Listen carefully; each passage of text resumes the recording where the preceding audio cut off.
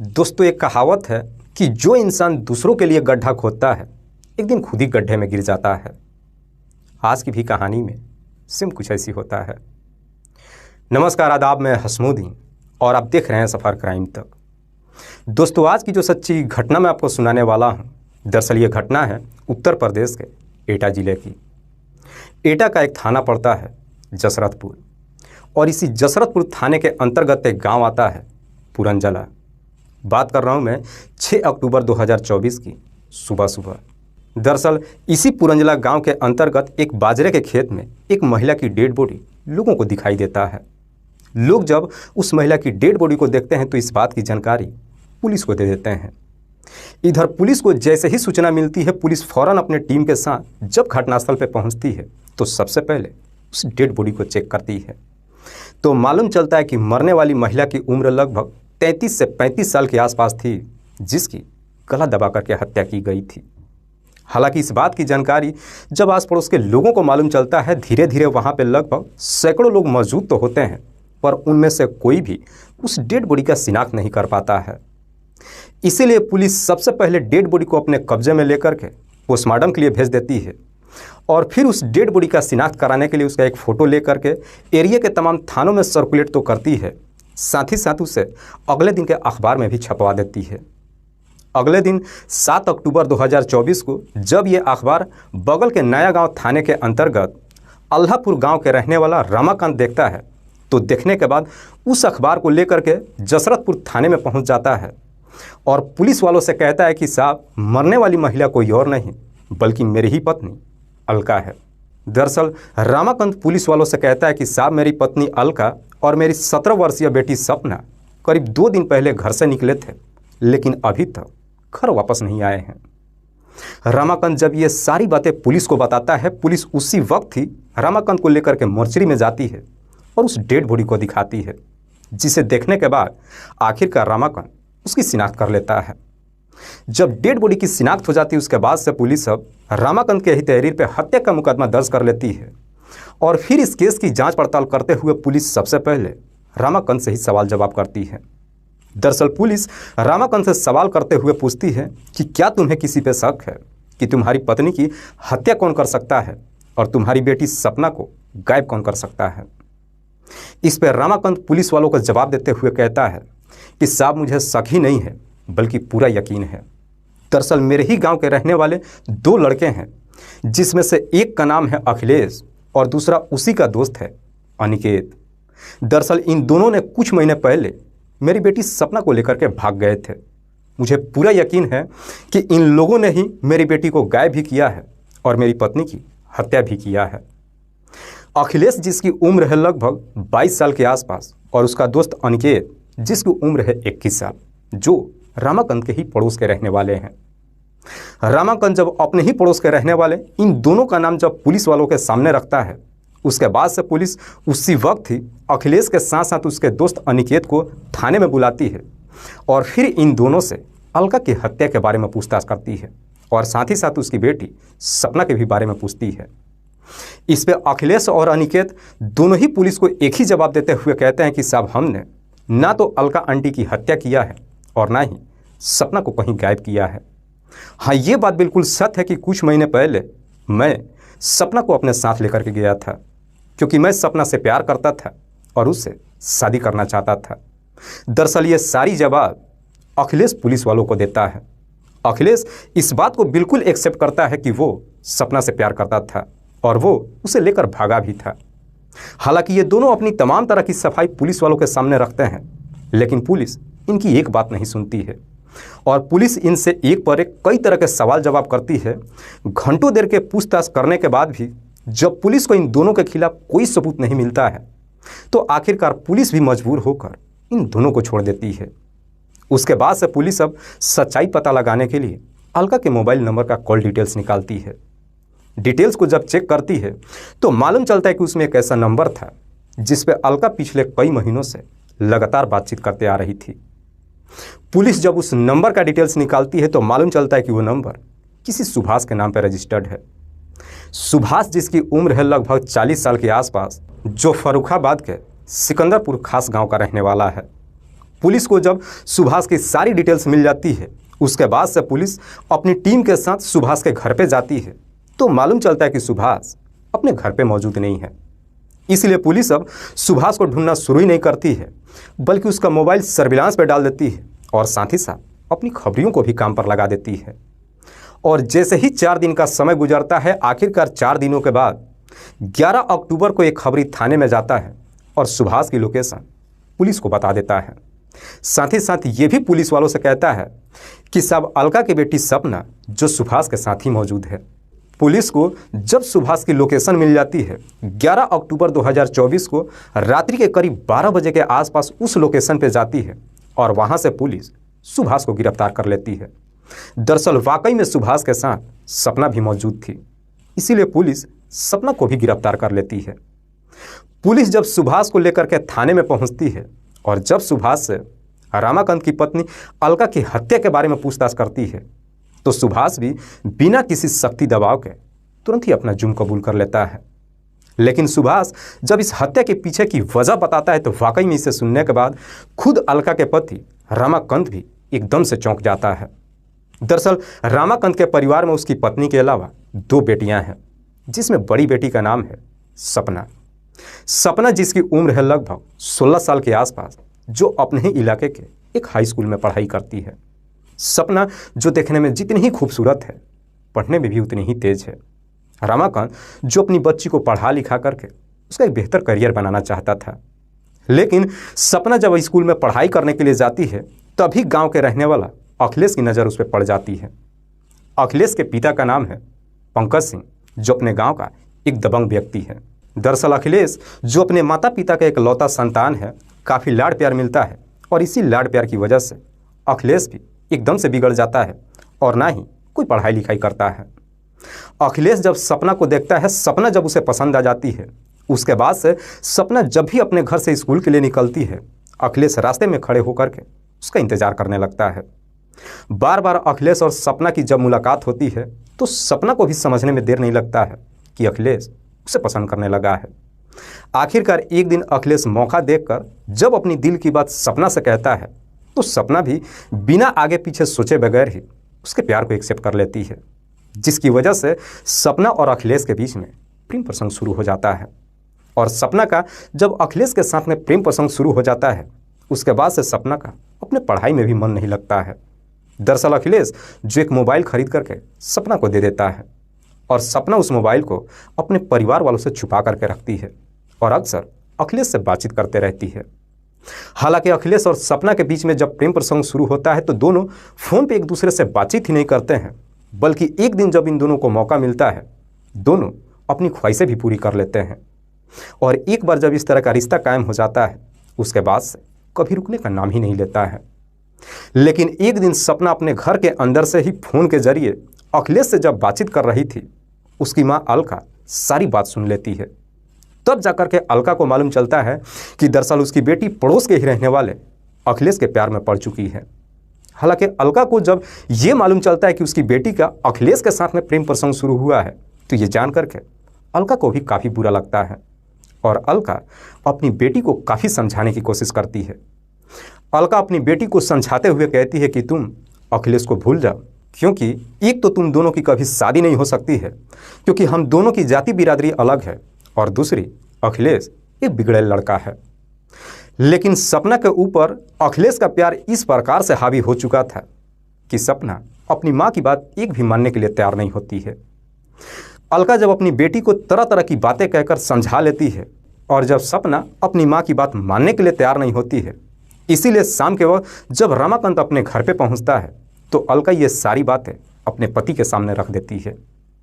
रामाकांत को भी जब मालूम चलता है कि उसकी बेटी का अखिलेश के साथ में प्रेम प्रसंग शुरू हो चुका है तो ये जान करके रामाकांत के भी पैरों तले जमीन से खिसक जाती है। दरअसल रामाकांत भी अपनी बेटी को काफ़ी समझाने की कोशिश करता है और जब सपना अपने पिता की भी बात नहीं मानती है तो आखिरकार रामाकांत गुस्से में आकर उसका मोबाइल छीन लेता है और उसे तोड़ करके फेंक देता है और साथ ही साथ अपनी बेटी को धमकी देते हुए कहता है कि आज के बाद से तुम्हें घर से बाहर जाने की कोई ज़रूरत नहीं है, जिसकी वजह से अलका की पढ़ाई भी छूट जाती है और वो चाह करके ना तो अखिलेश से बातचीत ही कर पाती है और ना ही मुलाकात कर पाती है। जिसकी वजह से सपना जब अपने घर में रहने लगती है, अखिलेश से मिलने के लिए एकदम से बेचैन हो जाती है। अखिलेश का ही एक दोस्त है जिसका नाम है अनिकेत। दरअसल अनिकेत भी जो सपना को काफ़ी चाहता था, लेकिन अनिकेत को जब ये मालूम चल गया कि अखिलेश और सपना के बीच में प्रेम प्रसंग शुरू हो चुका है, तो अनिकेत अपनी दिल की बात कहे बगैर ही दोनों के रास्ते से हट जाता है। लेकिन जितना इधर सपना अखिलेश से मिलने के लिए उतावली होती है, सेम वही हाल इधर अखिलेश का भी होता है। दरअसल एक दिन अखिलेश अपने दोस्त अनिकेत से कहता है कि अब तुम ही हो जो हम दोनों को मिला सकते हो। अखिलेश एक लेटर लिखता है और अनिकेत के हाथों में देते हुए कहता है कि इस लेटर को कैसे भी करके तुम सपना तक पहुंचा दो। चूँकि अनिकेत अक्सर सपना के घर आते जाते रहता था, जब अखिलेश अपने दोस्त को वो लेटर लिख करके दे देता है, आखिरकार अनिकेत उस लेटर को ले जा करके सपना को दे देता है।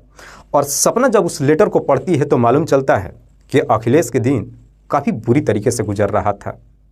पूरी लेटर पढ़ने के बाद सपना भी एक लेटर लिखती है और उस लेटर को अनिकेत के ही माध्यम से अखिलेश को भेजती है। अखिलेश भी जब उस लेटर को पढ़ता है तो उसमें सपना लिख रखी थी कि मेरे घर वाले किसी भी कीमत पे तुमसे शादी नहीं होने देंगे, इसीलिए मैं चाहती हूँ कि हम दोनों ही घर छोड़ करके भाग जाते हैं। सपना जब घर से भागने के लिए तैयार हो जाती है, उसके बाद से अखिलेश भी एक सही मौके का इंतज़ार करने लगता है और आखिरकार फरवरी के फर्स्ट वीक में दोनों ही घर छोड़ करके फरार हो जाते हैं।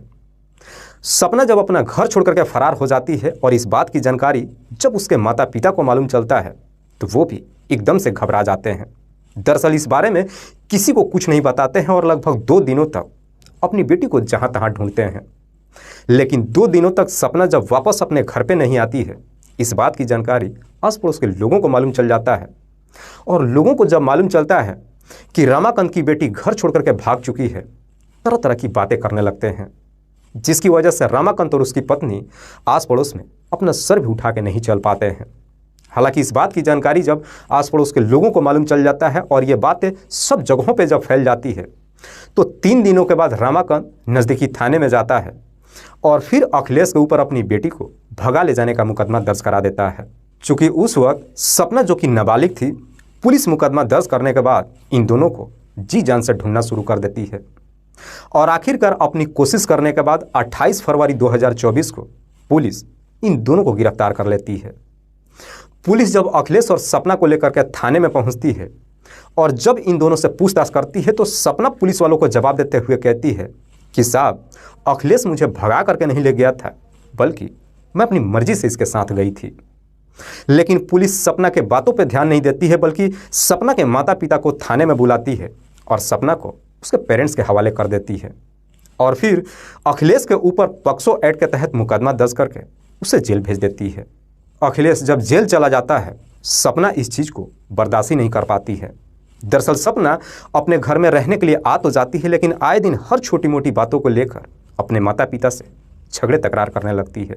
इसी समय एक दिन अलका के घर पे सुभाष भी पहुंच जाता है। दरअसल अलका का मायका भी जो फर्रुखाबाद के सिकंदरपुर खास गांव में ही पड़ता है।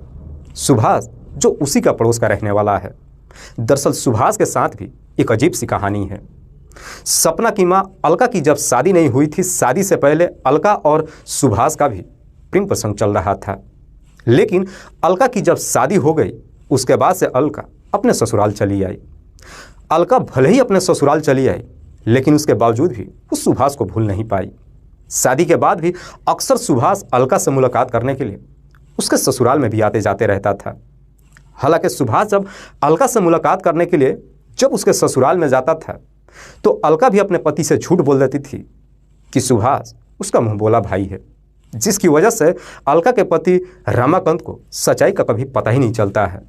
शादी का लगभग जब 8 साल का समय गुजरता है, तो अलका की बेटी सपना भी लगभग 6 साल की हो चुकी थी। सुभाष जब भी अलका से मुलाकात करने के लिए उसके घर पे जाता था, तो उसकी बेटी सपना को भी काफ़ी लाड प्यार करता था। लेकिन अलका जब अपने ससुराल में आ गई, चूँकि इधर सुभाष के अंदर भी औरत को लेकर काफ़ी कमजोरी होती है, अपने ही गांव के महिला के साथ दुष्कर्म कर देता है और अपने गांव के रहने वाली जब एक महिला के साथ में दुष्कर्म करता है, उसके परिवार वाले थाने में जाकर रिपोर्ट कर देते हैं, जिसकी वजह से पुलिस सुभाष को गिरफ्तार करती है और उसे जेल भेज देती है और सुभाष को 10 साल की सज़ा हो जाती है। साल 2024 के जनवरी महीने में सुभाष जेल से छूट करके बाहर आता है। सुभाष को जब मालूम चलता है कि अलका की बेटी सपना गांव के ही किसी लड़के के साथ फरार हो चुकी थी, लेकिन पुलिस उसे पकड़ लाई है, हालचाल जानने के लिए एक दिन सुभाष अलका के घर पे पहुंच जाता है। और इतने सालों के बाद सुभाष जब अलका के घर पे पहुंचता है तो अलका भी उसे देख करके एकदम से चौंक जाती है। दरअसल अलका कहती है कि मुझे ये तो मालूम था कि तुम जेल में थे, पर तुम जेल से आए कब? तब जाकर के सुभाष अपनी पूरी कहानी अलका को बताता है। कहता है कि मैंने 10 साल जेल में गुजारा तो है, लेकिन हर पल सिर्फ तुम्हें याद किया है। साथ ही साथ अलका से यह भी सवाल करता है कि सपना तुम तो बड़ी हो चुकी होगी, पर सपना का नाम जैसे ही लेता है, अपनी बेटी का नाम सुन करके अलका एकदम से भड़क जाती है और कहती है कि अगर मुझे मालूम होता कि बड़ी होकर के वो इस तरीके से समाज में हमारा सर नीचा कराएगी, मैं बचपन में ही उसे मार डालती। हालांकि घर के अंदर जब सुभाष अलका से बैठ करके बातचीत कर रहा था, सपना भी अपने कमरे में ही मौजूद थी। सुभाष की जब आवाज़ सुनती है, सपना भी अपने कमरे से बाहर आ जाती है।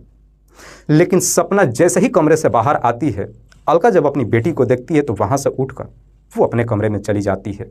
लेकिन सुभाष जब सपना को देखता है तो सपना की खूबसूरती देख उसकी तरफ देखते ही रह जाता है, क्योंकि सुभाष सपना को मात्र 6 साल की उम्र में ही देखा था। सपना जब आकर के सुभाष के बगल में बैठ जाती है, उसके बाद से सुभाष भी सपना को तरह तरह की बातें कहकर उसे समझाने की कोशिश करता है। और फिर उसके बाद से सुभाष का अक्सर अलका के घर आना जाना शुरू हो जाता है। हालांकि इतने सालों के बाद भी सुभाष जब अलका के घर पे आता है, फिर से पहले के जैसे ही कमरे के अंदर दोनों एक दूसरे से मुलाकात करने लगते हैं। और एक दिन जब कमरे के अंदर दोनों एक दूसरे से मुलाकात कर रहे होते हैं, सपना दोनों को आपत्तिजनक स्थिति में देख लेती है। सपना जैसी इस तरह की नज़ारा देखती है, सपना को अपनी आंखों पर यकीन ही नहीं होता है। लेकिन सपना इस बारे में ना तो अपनी माँ से कुछ कहती है और ना ही अपने पिता को कुछ बताती है। चूँकि सपना को भी सेक्स करने का लत लग चुका था, इधर उसका प्रेमी अखिलेश जो कि जेल जा चुका था, आखिरकार अब सपना का अखिलेश के ही दोस्त अनिकेत के साथ में प्रेम प्रसंग शुरू हो जाता है और फिर सपना और अनिकेत के बीच में भी अवैध संबंध बन जाता है। हालांकि सपना का जब अनिकेत के साथ में इस तरह का रिश्ता कायम होता है, इस बात की जानकारी एक दिन सपना की माँ अलका को मालूम चल जाता है। और जब अलका को मालूम चलता है कि उसकी बेटी का अब अनिकेत के साथ भी प्रेम प्रसंग शुरू हो चुका है, अलका अपनी बेटी को काफ़ी फटकार लगाती है और साथ ही साथ उसे धमकी भी देती है। लेकिन अलका जब इस बार अपनी बेटी को धमकी देती है तो सपना भी अपनी माँ की धमकियों से नहीं डरती है, बल्कि सपना भी अपनी माँ को धमकी देते हुए कहती है कि शर्म मुझे नहीं, तुम्हें आनी चाहिए। मेरी तो अभी उम्र है प्यार मोहब्बत करने की, पर अपनी सोचो। 33 साल की उम्र में आ चुकी हो, तुम्हारी बेटियां बड़ी हो चुकी है और आज भी तुम अपने पुराने आशिक के साथ गुलछर्रे उड़ा रही हो। दरअसल सपना जब सारी बातें अपनी माँ से बताती है, इसे सुनने के बाद अलका भी एकदम से डर जाती है। दरअसल अब अलका को ये डर सताने लगता है कि कहीं सपना ये सारी बातें उसके पति को ना बता दे। इसीलिए अलका अब सुभाष को अपने घर पे बुलाती है और सारी बात उसे बताते हुए कहती है कि तुम ही अब सपना को समझाओ। सुभाष जब सपना को समझाने की कोशिश करता है तो सपना भी सुभाष के सामने एक शर्त रखते हुए कहती है कि ठीक है, मैं इस बारे में किसी को कुछ नहीं बताऊंगी, लेकिन तुम मेरे लिए एक मोबाइल खरीद करके दे दो। मोबाइल की जब डिमांड करती है, चूँकि सुभाष भी काफ़ी मजबूर होता है, आखिरकार मजबूर होकर एक मोबाइल खरीद करके वो सपना को दे देता है। और जब मोबाइल मिल गया तो सपना भी निडर होकर के अनिकेत से बातचीत करने लगी। लेकिन इसी दरमियान उसका पुराना आशिक अखिलेश भी जेल से छूट करके बाहर आ गया। और इस बात की जानकारी जब अलका को मालूम चला तो अलका भी एकदम से घबरा गई। दरअसल अलका को अब ये डर सताने लगा कि कहीं अखिलेश फिर से उसकी बेटी को लेकर भाग ना जाए। इसीलिए अलका अपनी बेटी को अपने मायके यानी अलका के नानी के यहाँ पहुँचा देती है। और जब सपना अपने ननिहाल में चली जाती है और पड़ोस के रहने वाले सुभाष को जब मालूम चलता है तो ये जानकर सुभाष भी काफ़ी खुश होता है। दरअसल उसके बाद से सुभाष अब सपना के घर पे जाता ही नहीं है, बल्कि उसे तरह तरह की मदद करने लगता है, क्योंकि सुभाष की भी सपना की खूबसूरती देखकर नीयत खराब हो चुकी थी। दरअसल सुभाष अलका के मोबाइल का रिचार्ज ही नहीं करता है, बल्कि हर छोटी मोटी उसकी ज़रूरतें भी पूरी करने लगता है।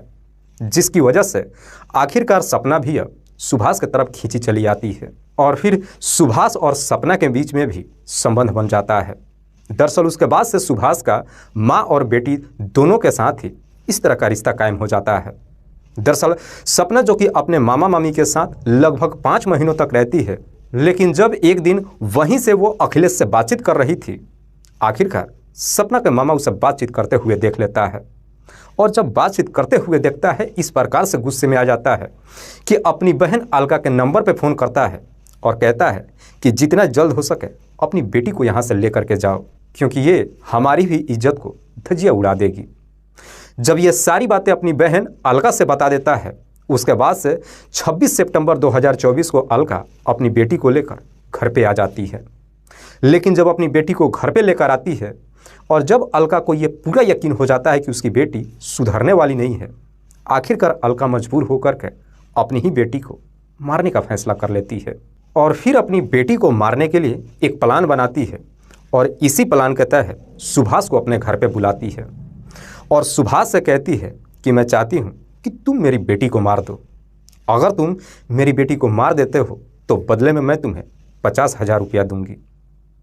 सुभाष से जब अपनी ही बेटी को मारने के लिए कहती है, सुभाष इसके लिए तैयार तो हो जाता है, लेकिन साथ ही साथ अलका से सवाल करता है कि ये काम होगा कैसे। इस पे अलका उसे समझाते हुए कहती है कि दरअसल 28 सितंबर को सपना को लेकर के एटा कोर्ट में जाना है, तो वहीं पे मुलाकात करना और फिर मैं सपना को तुम्हारे हवाले कर दूंगी। उसके बाद से तुम उसका काम तमाम कर देना। और फिर होता भी सेम कुछ ऐसी ही है।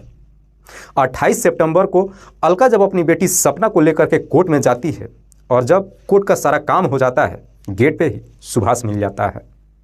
अलका अपनी बेटी से झूठ बोलते हुए कहती है कि मुझे कुछ ज़रूरी काम है, थोड़ी देर में घर वापस आ जाऊंगी, तुम सुभाष मामा के साथ घर चली जाओ। उसके बाद सुभाष सपना को लेकर के वहाँ से निकल जाता है। चूँकि सुभाष का सपना के साथ में भी अवैध संबंध बन चुका था, इसीलिए सपना को मारने से पहले उसे सारी सच्चाई बता देता है। दरअसल सुभाष सपना से कहता है कि तुम्हारी माँ ने तुम्हें मारने के लिए मुझे 50,000 रुपये का सुपारी दी है, तुम क्या कहती हो। मारने की जब बात कहता है, ये सुन करके सपना भी एकदम से डर जाती है और हाथ जोड़ करके सुभाष से कहती है कि प्लीज़ मुझे मत मारो। अगर मेरी माँ मुझे मारना चाहती है तो बदले में तुम मेरी माँ को ही मार दो, इसके बदले में मैं तुमसे शादी कर लूँगी। शादी का जब वादा कर लेती है, उसके बाद से सुभाष सपना को लेकर एक खेत में जाता है और बेहतर तरीके से उसे सुला करके एक फ़ोटो खींच करके अलका के व्हाट्सएप पे भेजता है और कहता है कि मैंने सपना को मार दिया है। उसके बाद से सपना को लेकर के आगरा में चला जाता है और फिर एक किराए का कमरा लेकर के लगभग 3 दिन तक वहीं पे ठहरता है। चूँकि एक ही कमरे के अंदर दोनों होते हैं, इसीलिए दोनों मियाँ बीवी के तरह संबंध बनाने लगते हैं। पर जैसे ही 3 दिन का समय गुजरता है, 2 अक्टूबर 2024 को सुभाष अलका से पैसा लेने के लिए उसके घर पे आ जाता है और जब अलका से 50,000 रुपयों का डिमांड करता है तो अलका भी इधर उधर की बात करने लगती है। उसके बाद से उसी वक्त ही सुभाष फिर से आगरा चला जाता है और ठीक 2 दिन के बाद फिर से अलका के नंबर पर जब फ़ोन करके पैसों की डिमांड करता है, अलका जब उसे पैसे देने के लिए तैयार नहीं होती है तो आखिरकार सुभाष सारी सच्चाई अलका को बता देता है। कहता है कि मैंने सपना को नहीं मारा है, बल्कि सपना मेरे ही साथ आगरा में है और तुम इसे आकर के ले जाओ। जब अपने साथ होने की कहता है, आखिरकार 5 अक्टूबर 2024 को अलका भी आगरा में चली जाती है और बस स्टैंड पे उसे सुभाष के साथ साथ सपना भी मिल जाती है। उसके बाद से ये तीनों गाड़ी पकड़ करके अपने गांव के लिए रवाना होते हैं। लेकिन रात्रि के करीब 10 बजे के आसपास जसरतपुर थाने के अंतर्गत पुरंजा गांव के बाहर पहुंचते हैं तो अलका इशारे से ही सुभाष को समझाते हुए कहती है कि अभी भी कुछ नहीं बिगड़ा है, तुम मेरी बेटी को मार दो और मैं तुम्हें 50,000 रुपया दे दूंगी। मारने के लिए जब इशारा करती है, सुभाष वहीं पे रुक जाता है और फिर सपना को लेकर के बगल में जाता है और सपना से कहता है कि तुम्हारी माँ तुम्हें मारने के लिए कह रही है, अब तुम बताओ मैं क्या करूं। इस पे सपना अब सुभाष को लालच देते हुए कहती है कि मैं तुमसे वादा करती हूं कि शादी ही नहीं करूंगी, बल्कि शादी के बाद पूरी जीवन तुम्हारे साथ रहूंगी और मैं अपने दोनों प्रेमियों को भी छोड़ दूंगी। इसीलिए मैं चाहती हूं कि तुम मुझे न मार करके बल्कि मेरी माँ को ही मार दो। जब वादा कर लेती है उसके बाद से सुभाष सपना को लेकर एक बाजरे के खेत में जाता है और थोड़ी देर के बाद अलका को आवाज़ देता है और कहता है कि आकर के देख लो, मैंने सपना को मार दिया है। अलका जब देखने के लिए जैसे ही बाजरे के खेत में जाती है, उसके बाद से सुभाष और सपना दोनों ही मिलकर के अलका को पकड़ लेते हैं और फिर उसकी बुरी तरीके से पिटाई करते हैं। और पिटाई करने के बाद अलका के ही साड़ी को लेकर उसके गले में लपेटकर तब तक जोर से खींचते हैं जब तक अलका की सांसें नहीं रुक जाती है। अलका की जब मौत हो जाती है उसके बाद से अलका की डेड बॉडी को वहीं पे छोड़ करके सुभाष सपना को लेकर के फिर से आगरा चला जाता है। वाकई में सुभाष जब ये पूरी कहानी पुलिस को बताता है तो उसके बाद से पुलिस अब सुभाष के ही तहरीर पे अलका की बेटी सपना को भी गिरफ्तार कर लेती है। लेकिन इस बात की जानकारी जब अलका के पति रमाकांत को मालूम चलता है तो रमाकांत इस बात को मानने के लिए तैयार ही नहीं होता है कि उसकी बेटी का सुभाष के साथ में भी प्रेम प्रसंग चल रहा था। फिलहाल पुलिस इन दोनों को गिरफ्तार करने के बाद दोनों को ही जेल भेज चुकी है। दोस्तों, इस पूरी घटना के बारे में आप क्या सोचते हैं? आप अपनी राय हमें कमेंट बॉक्स में जरूर दीजिएगा। जाते जाते मैं आपको बता दूं कि कुछ मेरे व्यूअर्स हैं जो रोज़ाना मेरे इस वीडियो को देखते ही नहीं हैं बल्कि अपना कीमती समय निकाल कर मुझे अपना प्यार भी देते हैं, जिनमें से एक का नाम है रिहान अली। रिहान अली जो गोंडा उत्तर प्रदेश के रहने वाले हैं। दूसरे मेरे व्यूअर हैं नूरजहां। नूरजहां जो मुंबई शहर की रहने वाली हैं। तीसरे मेरे व्यूअर हैं प्रेम जाटव। प्रेम जाटव जो जिला बुलंदशहर उत्तर प्रदेश के रहने वाले हैं। चौथे मेरे व्यूअर हैं सलीम मोहम्मद। सलीम मोहम्मद जो भीमगढ़ पाली राजस्थान प्रदेश के रहने वाले हैं। लास्ट मेरे व्यूअर हैं रमेश यदुवंशी। रमेश यदुवंशी जो जिला छिंदवाड़ा मध्य प्रदेश के रहने वाले हैं। मैं अब तमाम व्यूअर्स को तहे दिल से शुक्रिया अदा करता हूं। कल फिर मिलते हैं एक और नई सच्ची घटना के साथ। तब तक के लिए जय हिंद, जय भारत।